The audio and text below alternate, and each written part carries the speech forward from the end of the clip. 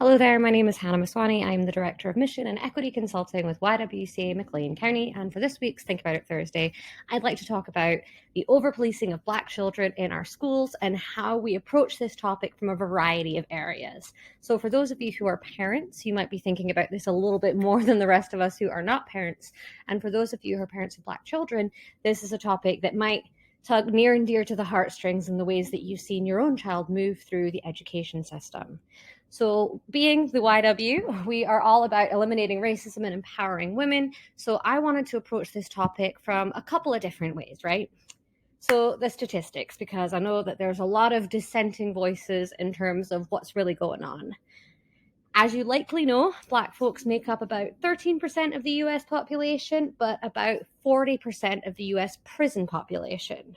So let that sink in there, right?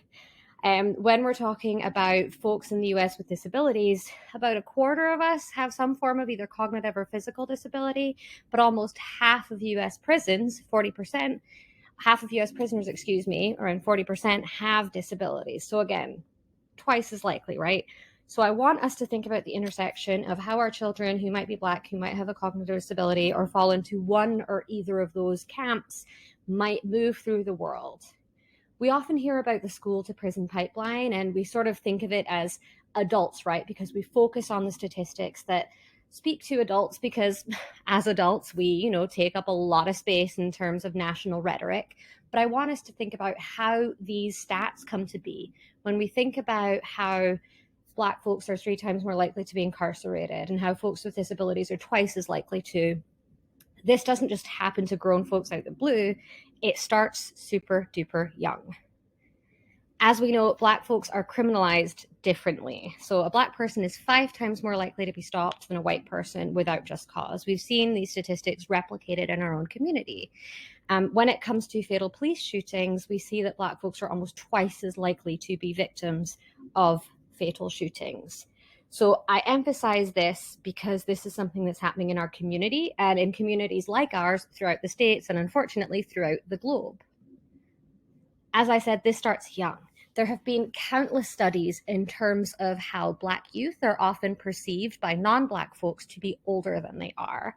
So for example, with this study here, Black boys as young as 10 years old, right, are more likely to be viewed as adults and face adult punitive repercussions for misbehavior than their white peers, their Latino peers, their Arab peers, what have you. We know through various studies that young Black girls are more likely to be sexualized than young white girls. So this does start young, and this feeds into the system that we see playing out around us. We might know, according to more recent data, Black students are about 18% of the school-age population, right? So 1 in 5. However, they're more than 3 times more likely to be suspended or expelled than white students. And about half, 48% of preschool children, we're talking toddlers, are suspended more than once, are Black. So if we have 1 in 5 children are Black, but they're twice as likely to be suspended, that's an issue, right? That is a significant disparity that we see playing out with children and with grown folks. And the reason I want to bring it up is being throughout one's life, particularly throughout Black children's and Black adults' lives, is that we can't individualize this problem, right? We can't say, oh, looks like that 4-year-old had it coming, because that's not how we treat children and that's not how we should treat each other. I'd like to highlight a particularly egregious case of how Black children are hypercriminalized. A few years ago in Murfreesboro, Tennessee, there's this woman by the name of Judge Donna Davenport who created what she called the filter system, by which she would lock up children that she deemed unruly. So her definition of unruly was a true threat, all caps, of course, but she never defined what true threat meant. I want to bring up this case because not only has she absolutely traumatized dozens of children, this is an example of a policy or a law or a practice that relies upon racist coded language without providing any definition.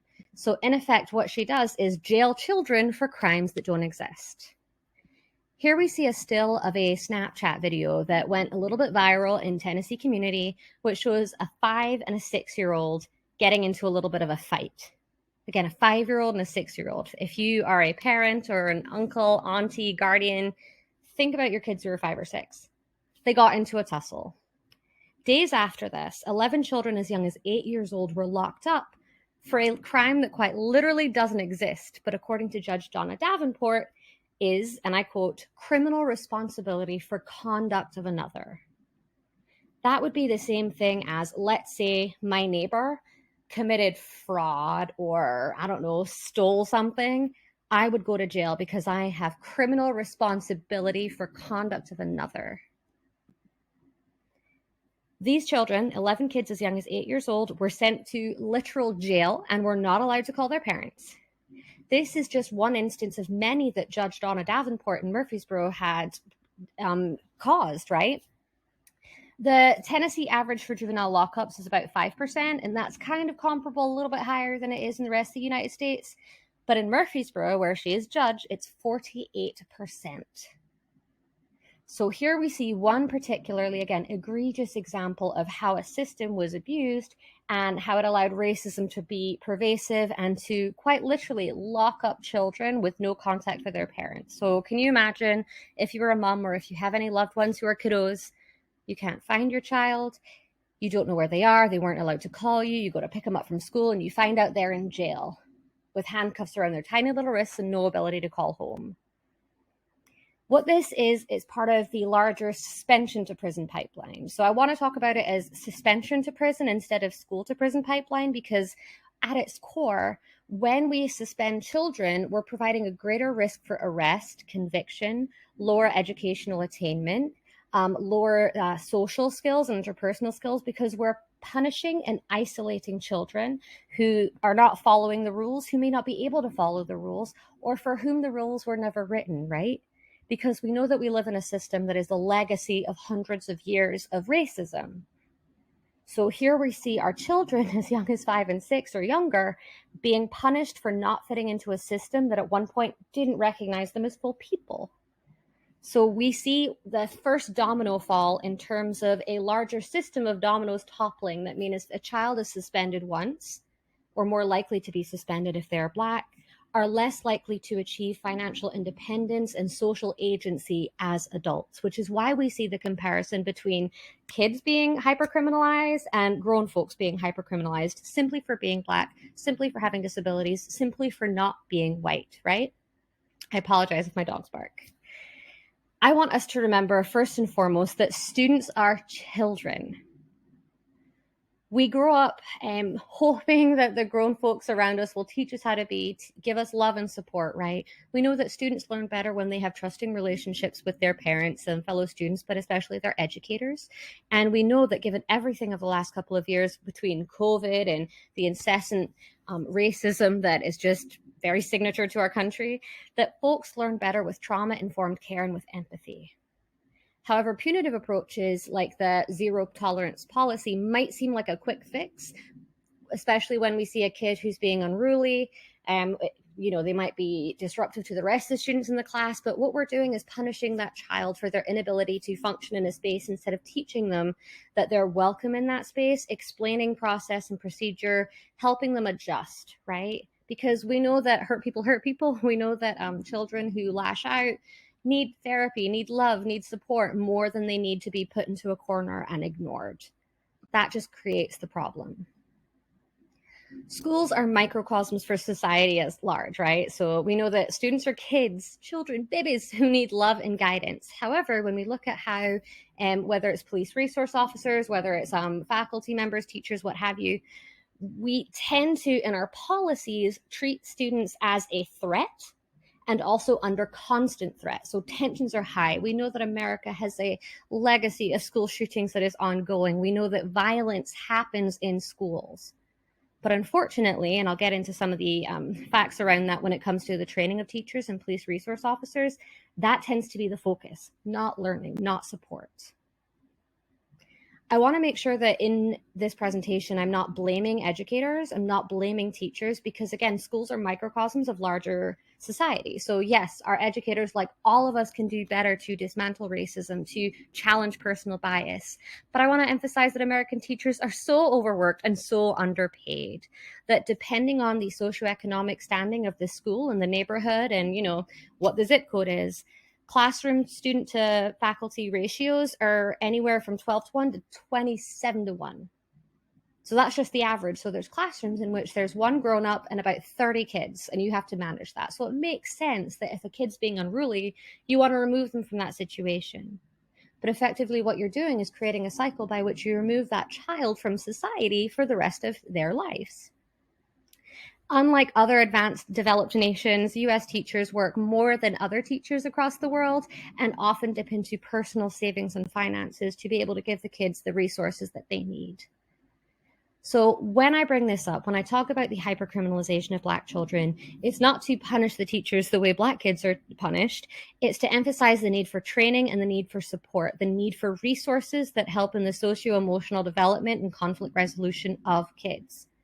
I know that, tensions are prickling, like, where are we going to get the money? But it's something that has to happen if we're expecting kids to be able to thrive and be able to feel nurtured and welcome in a society that historically hasn't been super welcoming. We know both locally and nationally that school resource officers are around, right? About 60% of schools have one. This comes from a place of wanting to effectively police or make sure that kids are able to learn, that teachers and students alike are safe. However, there's a lot of evidence that what school resource officers do, especially when not trained, is increase the number of student arrests, increase the feelings of racial disparities, and increase the fear students feel when they're supposed to be going into an environment that feels welcoming enough, where they can feel vulnerable enough to ask questions, right? That's what I mean when I talk about trust between teachers and students. You're not going to ask a question if you feel like you're not going to be heard, if you feel like you're going to be bullied or mocked or just disregarded, right?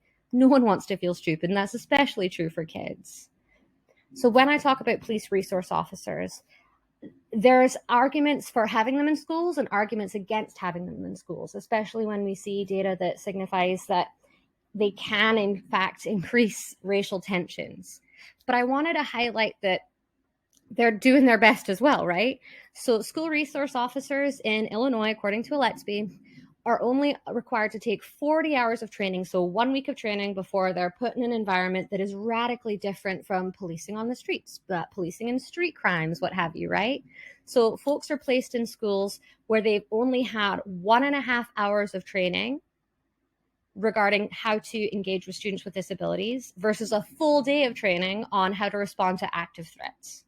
We know that police training is often situated in a place where you're there to stop aggressive threats, more so than it is community engagement and community nurturing. So think about it. Only 1 week of training, 1.5 hours to support students with disability, and a full day on how to identify threats, both student threats and outside threats.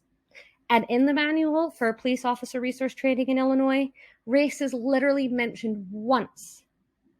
So how can we expect schools to be safer places and resource officers and teachers alike to be educated and more informed about the intersectional tensions in our society if we're not teaching them about it, right? It's something that's super duper real. Turn on any news channel you like and you'll see that this is a difficult relationship, a historical relationship that's continuing to be played out without being talked about. I want to emphasize that mental health matters in this, because without more education, training, and support, without more respect and recognition, what happens is we continue to do harm, particularly to our Black children and particularly to those who want to do better. So I wanted to include police in this slide because whether you're a school resource officer or an officer who works street crimes, what have you, more police die by suicide than in the line of duty. We don't talk about that. We often talk about losing lives to violence, but we don't talk about losing lives to mental health. I had to include the fact that Chicago's police suicide rate is 60% higher than the national average. So why I bring this up, why am I talking about police officers when I should be talking about kids? It's not just because Black children are hyper criminalized. It's because we are a society of people all doing what we're told, what we think is best, but with such little regard for what actually helps us, and for little regard to how we move through space and how we process a lot of the trauma that is ongoing, again, whether it's COVID, whether it's anything that you can name that has happened in the last 400 to 400 years. And to emphasize, because again, we're talking about the hypercriminalization of Black children. Black children and their mental health absolutely matter. So this presentation is something for y'all to think about, not to place blame on anyone, but to understand that until we do more to combat the compounding oppressions and the compounding miscommunications that are put on our children, it's our kids who suffer the most. If we don't reframe how we get to move through society and whose life matters, whose dignity matters, we're just recreating problematic systems. So I do tend to make these presentations quite heavy, but as we're thinking about it on Thursday and every other day of the week, what can you and we and I do to make this better, especially if you yourself are not an educator in an actual classroom? In whatever sphere of influence you have, combat racist stereotypes and practices. Expect and demand increased training and resources for students, police officers, teachers alike. It's okay to ask for these things. Work with your police departments to limit the arrests at school, to create greater understanding of their processes and then the lived realities, right? There's a disconnect there, but it's one that can be collaboratively, eliminated. We want to train teachers on using supportive behavior modification, right? So not this one and done zero policy habit that we're into, right? That is punitive, much like the carceral system as well, right? But we also have to support teachers. We can't expect folks to keep doing better whilst receiving less.